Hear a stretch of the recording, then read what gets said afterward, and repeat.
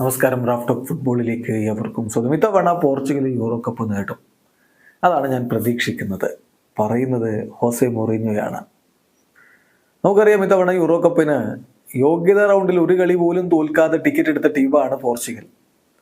വലിയ പ്രതീക്ഷയിലാണ് Portuguese team ഉള്ളത്. ആ ഒരു ഘട്ടത്തിലാണ് പോർച്ചുഗലുകാരനായ കോച്ച് ഹോസെ മൊറീഞ്ഞോ ഇങ്ങനെ ഒരു പ്രതികരണം നടത്തിയിരിക്കുന്നത്. അദ്ദേഹം വളരെ കൃത്യമായിട്ട് പറയുന്നു, ഞാൻ വിശ്വസിക്കുന്നു പോർച്ചുഗലിന് ഇത്തവണ യൂറോ കിരീടം നേടാൻ കഴിയുമെന്ന് ഞാനത് പ്രതീക്ഷിക്കുന്നു. ഈ ജനറേഷന്, പോർച്ചുഗലിൻ്റെ ഇപ്പോഴത്തെ ഫുട്ബോൾ ടീമിന്, ഈ ജനറേഷന് അത് ചെയ്യാൻ പറ്റും. I believe that Portugal can achieve the Euro and I hope it does. This generation can do it എന്നാണ് ഹോസെ മൊറീഞ്ഞോയുടെ ഒരു പ്രതികരണം.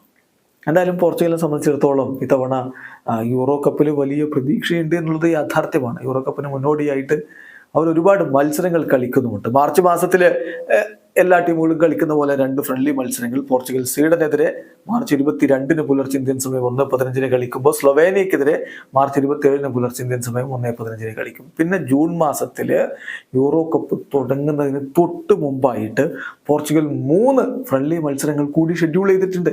അതൊക്കെ നല്ല ഷേപ്പിൽ ജർമ്മനിയിൽ ഇറങ്ങി കിരീടം കൊണ്ടുപോവുക എന്ന ഉദ്ദേശ ലക്ഷ്യത്തിൽ തന്നെയാണ്. പോർച്ചുഗലും ഫിൻലൻഡും തമ്മിൽ ജൂൺ 5 ഏറ്റുമുട്ടുന്നു.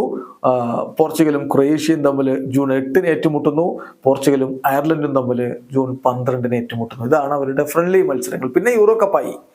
യൂറോ കപ്പിന്റെ ഗ്രൂപ്പ് സ്റ്റേജിൽ പോർച്ചുഗലിന്റെ ആദ്യ കളി റഷ്യക്കെതിരെയാണ്. ആ കളി ജൂൺ 19 പുലർച്ചെ ഇന്ത്യൻ സമയം 12:30 രണ്ടാമത്തെ കളി തുർക്കിക്കെതിരെയാണ്.